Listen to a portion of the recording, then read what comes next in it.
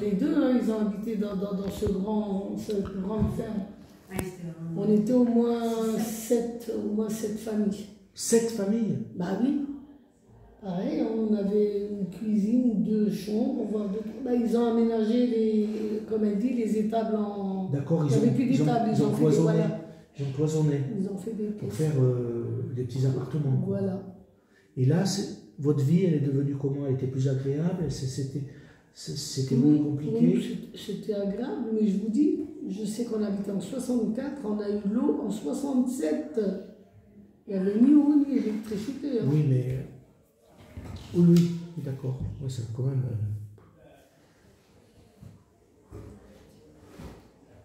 Vous étiez mieux, mais il manquait quand même le confort. Il manquait quand même beaucoup le minimum de confort.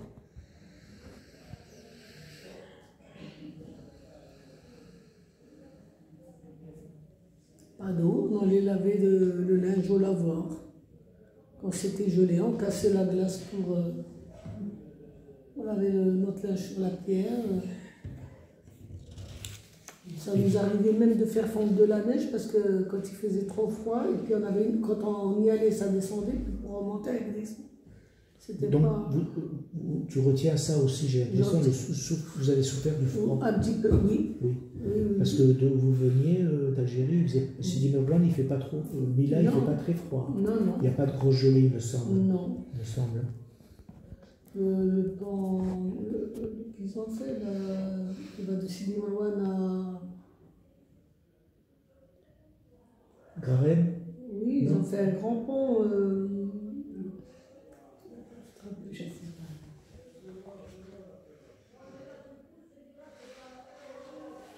Et donc, toi, tu as eu d'enfants, tu en as eu? J'en ai eu 12. 7 filles et 5 garçons. Bon, j'ai épousé mon mari, il n'avait pas de famille. Et moi, j'ai toujours. À 14 ans, je pouvais tenir un ménage. Hein. J'étais mûre, ma maman, je faisais tout avec ma maman. Et j'ai prié Dieu pour avoir quelqu'un qui n'a pas de famille dans ma tête. Hein. Je me suis dit, un homme qui n'aura pas de famille n'aura pas de problème. Parce que moi, je me connais, je sais que je serai serviable. Oui. Je serai sa mère, sa soeur, je serai tout pour lui. Il n'avait pas de parents, mais Dieu il a accepté ma parole. Ah oui, c'est bien pour toi. Donc, tu as eu 7 filles, 5 garçons. J'aurais eu un homme qui n'est pas gentil, j'aurais pas eu autant d'enfants. Hein, vous savez, bien sûr. On a fait une famille, on a créé un. Tes enfants, tu dirais qu'ils se sont bien sortis? Oui. Tu as réussi à leur donner une éducation suffisante pour que. Oui, ils ont eu les 2 cultures, elle les connaît. Hein, voilà. Je vais te demander également. Tu les as quand même baignés dans la culture oui, française et arabe. Et de là-bas, de Kabylie, quoi. D'accord. Tes enfants s'en sont bien sortis au niveau études, etc., dans l'ensemble?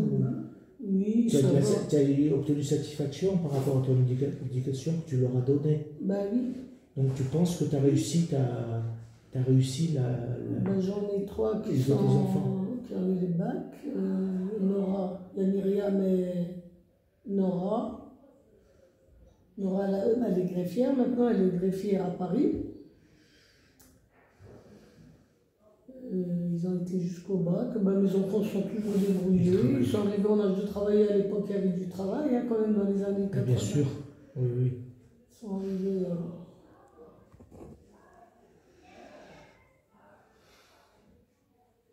Au niveau culture, donc tu dis que tu leur as donné les 2. Ah oui. Et au niveau langue, également langue. Oui. Tu parlais. Nora, ma fille qui est greffière, elle parle cette langue.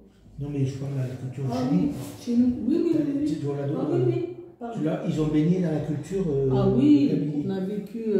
Et la langue également, tu parlais des 2. Les 2. Toi, tu as appris à parler français ici Moi, j'ai commencé l'école ici. J'ai jamais été à l'école en Algérie. Donc, toi également, tu as appris le français? J'ai appris le français ici. Chapeau, parce que tu parles vraiment bien. Hein. Le français, et puis j'ai fait les premières langues à l'époque. J'ai été 68 à 71. On faisait la première langue, l'allemand. Je parle couramment l'allemand. Tout ce que j'ai appris en allemand, tout est dans ma tête. Mes enfants, ils disent, mais maman, c'est pas possible. Mais si. 51 ans de mariage, là, cette année. Ils me disent, mais c'est pas possible, parce que des fois, je les aidais à faire leurs devoirs et tout. Les règles, je leur racontais. Je dis, il n'y a que comme ça que vous. Et moi, en cours, j'adorais l'école. Je ne bougeais pas, j'écoutais, je n'ouvrais jamais un cahier de révision. C'est enregistré. Il y a une fille comme ça. Donc, en fait, tu leur as donné les deux cultures. Les deux cultures. Et les deux langues. Les deux langues. Et le kabyle aussi. Tu Le parlais kabyle ou arabe, toi?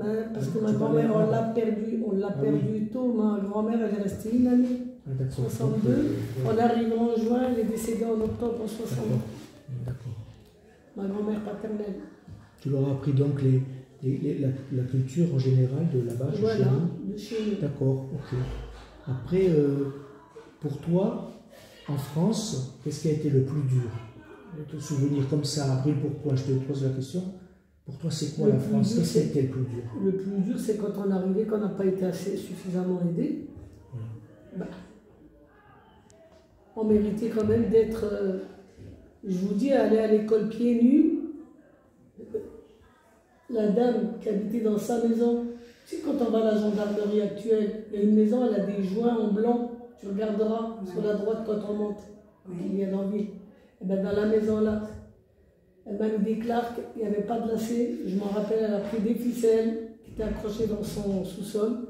Elle m'a mis des ficelles, un fuseau, un manteau rouge en laine, un bonnet, un fuseau, des chaussettes, elle m'a... Mais ça m'a marqué. Et l'image, elle me restera jusqu'à ma mort. Jusqu'à ma mort. Hein. Donc le plus dur pour toi, c'est à ton arrivée. Bien après. Donc vous n'avez pas été accepté, c'est ça. Ouais. Ce qui ressort, ne pas avoir été accepté. Oui. On n'a pas assez été soutenus, je veux dire, par. On nous a ramenés en France, mais on nous a pas yiche. Là, jeté. Voilà, oui, d'accord. Brûle-toi. Et qu'est-ce que tu dirais des premiers contacts que vous avez eus avec les métropolitains en arrivant, des Français, disons, en général, des Français de France? Les Français de France. Comment ils étaient à votre contact? Vous avez eu des bons rapports, des mauvais rapports, de très bons, très mauvais? Qu'est-ce qui ressort de la personne? Nous, on n'était pas nombreux, et puis ça s'est bien passé, ça s'est mal passé, ça? On nous regardait quand même, on dérangeait un petit peu, hein. Il y en avait qui nous disaient tout le temps, oui, vous venez manger notre pain. Ça, j'ai entendu cette phrase hein, des milliers de fois. Vous aviez l'impression de déranger, en fait. Voilà. Mais on s'est débrouillé par nos propres moyens. Les parents, ils ont cherché du travail, tu vois, ils nous ont... Oui, ils vous ont poussé vers le haut, comme on dit. Et nous, quand on a grandi, on se dit quand même, hein, les parents, ils ont souffert plus que nous, quoi. Parce qu'eux, ils ne parlaient pas la langue, ils ne savaient pas lire, ils ne savaient pas écrire. Nous, après, on a été à l'école, on connaissait tout. Moi, mon papa, je faisais tous les papiers, c'est moi qui faisais les papiers à mon papa. Même pour les conseils... Pour gérer l'argent, je disais à papa, comme ça, comme ça, comme ça. J'étais son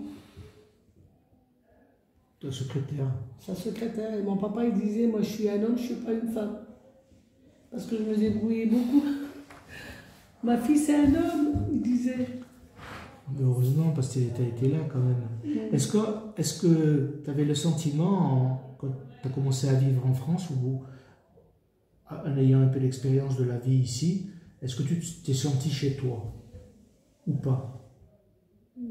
Pas tout de suite, hein. C'est pas senti. Est-ce que tu t'es senti chez toi au bout d'un moment alors? Ouais, au bout d'un moment. Mais tu te rappelles quand à peu près, ou à l'adolescence? Ouais, un peu plus tard que l'adolescence, parce que quand on a commencé à travailler en usine. D'accord, c'est là que tu t'es senti chez toi, oui. Disons intégré. Et sinon avant, c'était dur. Oui, ben on allait à l'école, c'était pas toujours des bons rapports non plus. À l'école, on n'a pas été très bien accepté. Très bien accepté. J'avais une prof de français, mais elle était jalouse. Et puis en plus, tous les ans, à Noël, elle allait en vacances en Tunisie. Puis fière de venir nous dire, oui, je suis allée en Tunisie. Et puis moi, je travaillais très bien. Elle était jalouse de moi que je réussisse. J'avais gardé, moi, tout. J'ai encore des bulletins d'école que j'ai montré. Je suis allée à l'école où j'étais, j'ai récupéré mon dossier carrément. Donc pour toi, c'est après à l'usine que tu as commencé avec le marché du travail. Là, on était, que tu t'es senti, disons, intégré. Intégré et ça serait le mot. Je pouvais me débrouiller. Oui. J'ai fait 3 emplois différents. Quand ils ont ouvert Pietex, c'était rue Côte-Cabiche, juste là à côté de. Tu sais où il y a